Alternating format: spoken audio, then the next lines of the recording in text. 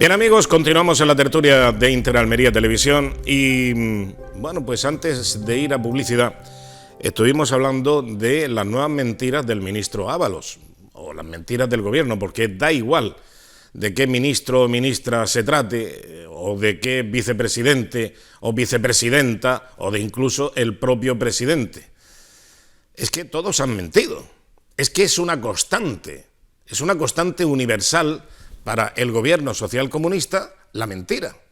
Y miren ustedes, ha mentido también en Almería el señor Ábalos, el ministro que con toda displicencia, con toda la cachaza del mundo, con toda la cara dura, pues te miente y parece que te está contando, pues yo qué sé, las cotizaciones de bolsa. Bueno, es increíble. Miren, El Mundo publica hoy, en portada, ya hemos visto en la primera parte de la tertulia este titular: Ábalos dio el aval decisivo a Plus Ultra a pesar de negarlo. Esto lo dijo el día 15 en una rueda de prensa y claro, y con prácticamente las mismas palabras, después, la semana pasada concretamente aquí en Almería, que vino a hacer varias visitas a ver cómo estaban las obras del paso a nivel del Puche, también cómo estaba la rehabilitación de la antigua estación de ferrocarril y al puerto, que por cierto al puerto le van a ampliar la terminal de contenedores. Eso parece ser que no da aspecto casi industrial. El Club de Mar sí, da aspecto casi industrial, el Club de Mar, pero ampliar la central de contenedores del puerto de Almería, llenarlo de cajones metálicos de varios pisos de altura, eso no da aspecto industrial. Pero en fin, ese es otro tema, ya hablaremos mañana de ese asunto. Y también de otro, de los deportistas, tanto los pescadores como los aficionados a la náutica, que no tienen manera de ver definitivamente cómo una rampa de varada pues se puede poner en marcha justo al lado del cable inglés y bueno, es una reivindicación. El otro día incluso hicieron una gran manifestación por las calles de Almería, con los vehículos, los remolques y también las lanchas. Bueno, lo cierto es que le estaba hablando de la segunda vez que Ábalos miente, que lo hizo en Almería, gracias a una pregunta de Víctor Hernández Bru, que le preguntaba por los 53 millones de euros que ha pagado, que hemos pagado todos los españoles, como nos sobra, y estamos ahora en unas circunstancias tan beneficiosas para todos, pues nos sobran 53 millones para dárselo a estos pájaros procedentes de la narcodictadura de Venezuela, que tienen un avión que hace 4 meses que no vuela a ningún sitio y le han soplado 53 millones de euros el gobierno socialcomunista de España. Vamos a escuchar aquella pregunta y la respuesta de Ábalos. Bueno, es que yo no soy el ministro de Hacienda, o sea, es que me lo pone muy difícil. ¿Perdón? Claro, por eso estoy respondiendo de preguntas del AVE, de alquileres y demás. Y en lo demás, pues lo único que le puedo decir es que el Ministerio de Transporte no forma parte del fondo gestor, de este fondo para las empresas estratégicas. No formamos parte. Podríamos eventualmente formar parte de una decisión cuando así se nos requiera, pero en este caso no se nos requirió. Yo tengo que decir que yo no he tenido constancia de esta operación, más que cuando se ha hecho público, pero es que tampoco tendría por qué tener conocimiento, porque lo que se aborda es la cuestión empresarial, en este caso, como se han dado ayudas a otras empresas. Creo que recientemente la última ha sido con la del Grupo Barceló, Globalia, de las agencias, o Duro Felguera, en fin.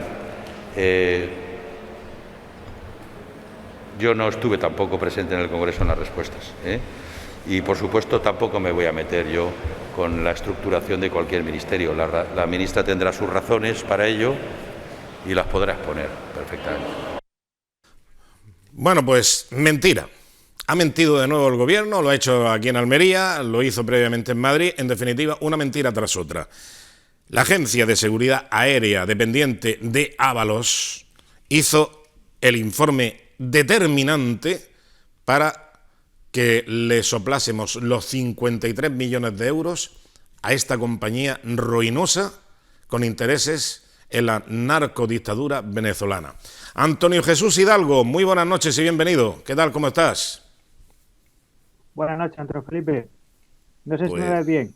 Pues te oigo, pero te veo como que se ha congelado la imagen. Así que vamos a ver si... Da miedo, ¿eh? Sí, da miedo. Sí. Gracias, Víctor. Bueno. Te quiero mucho, Antonio. Bueno, vamos a ver si... Es que solamente lo podemos ver porque se ha quedado la imagen congelada. Vamos a ver si es posible refrescar la conexión. Y mientras tanto, Víctor, bueno, ¿qué sentiste? ¿Que te la estaba colando el ministro o tenía algo de...? Bueno, yo, como hemos hablado esta mañana en el radio, Antonio, yo procuro ser una persona todo lo autocrítico que me da. Y estoy convencido de que estas cosas que pasan, nosotros, en general los ciudadanos, y especialmente los periodistas, tenemos muy buena parte de culpa, porque nos cabe todo, porque nos da igual las que nos cuelen, porque lo tenemos ya como la auténtica bandera del Japón. Mira, yo evidentemente de este tema estaba muy al tanto porque creo que mi obligación, como la tuya, es estar muy bien informado y porque en el radio tenemos la suerte de tener un periodista que creo que hoy por hoy es uno de los faros informativos más importantes que tenemos en España, que se llama Dieter Brandau, que la noche antes había estado hablando de este tema precisamente.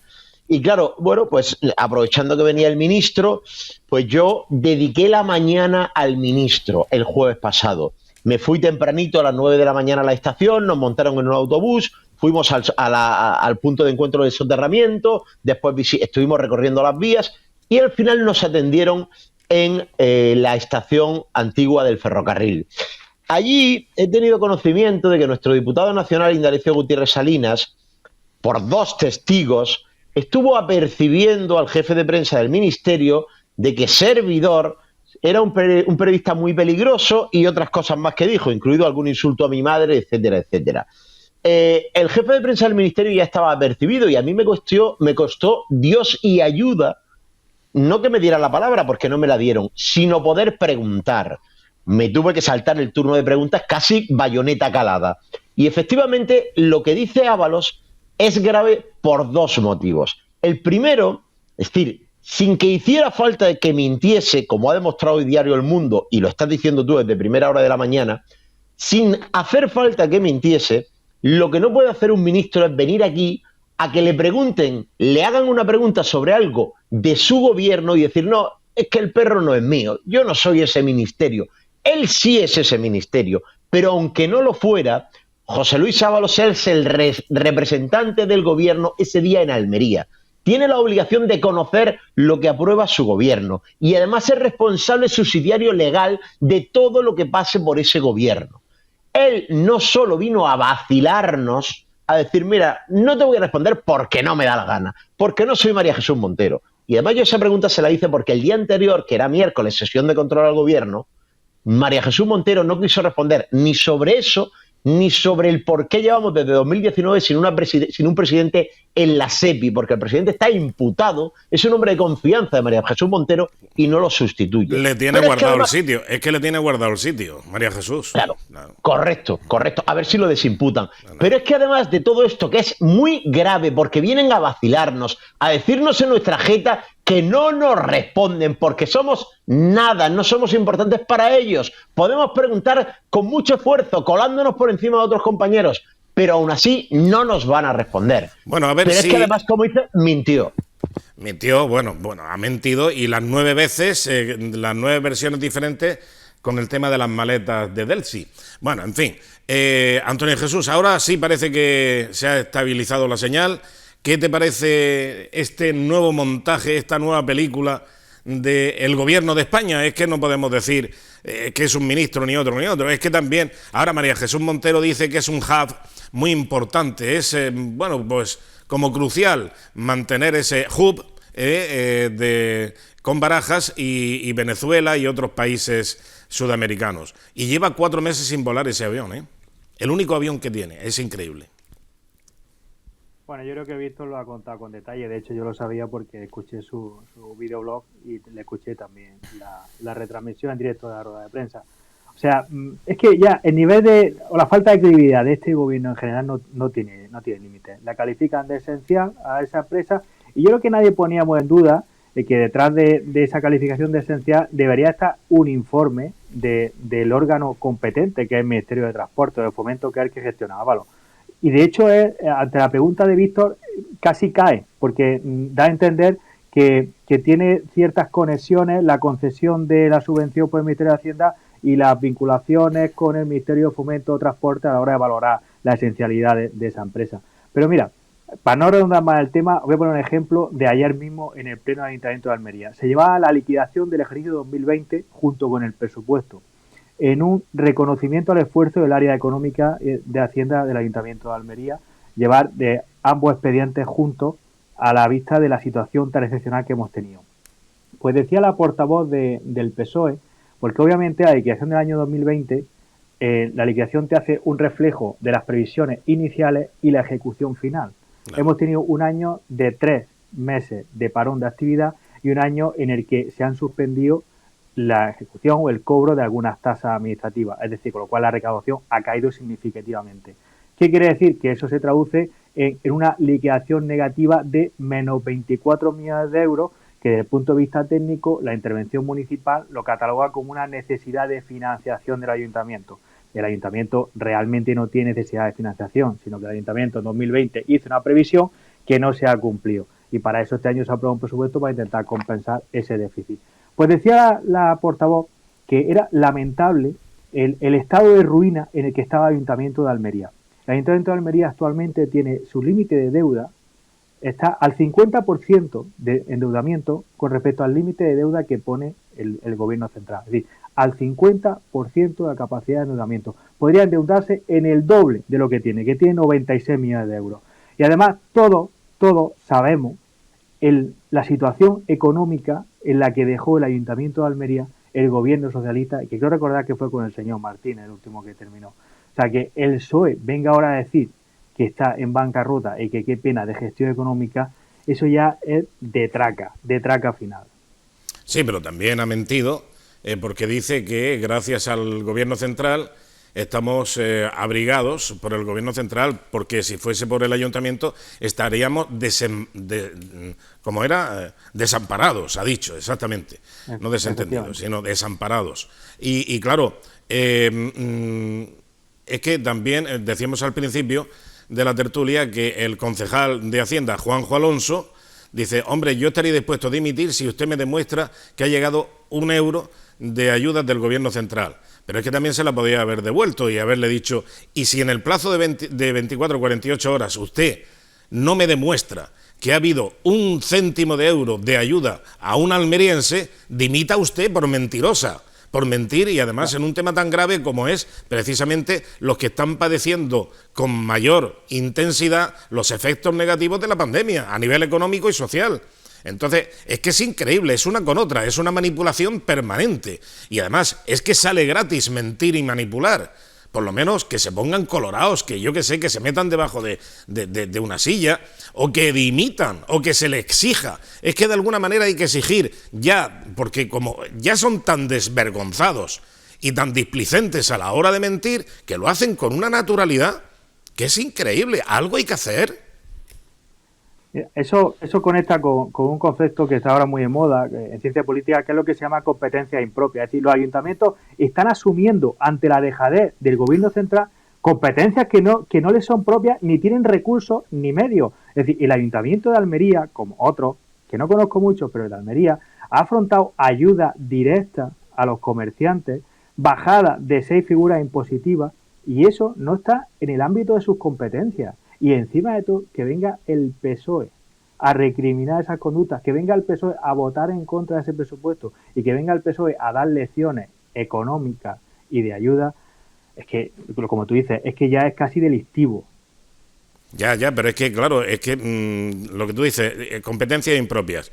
Es que hace una semana o 2, ya no recuerdo bien, otra concejal del Grupo Socialista estaba con el atril anunciando que el ayuntamiento lo que tenía que poner en marcha es una oficina de orientación para la inmigración ilegal, porque es que claro, llegan aquí y llegan desorientados, no mire usted, llegan con bien orientados, porque para eso hay pretendidas ONGs que ya comunican, que se ponen en contacto con Salvamento Marítimo, que tienen el recorrido, que tienen el desembarco, las nodrizas, en fin, que lo tienen todo organizado, que es una industria esto de la inmigración ilegal.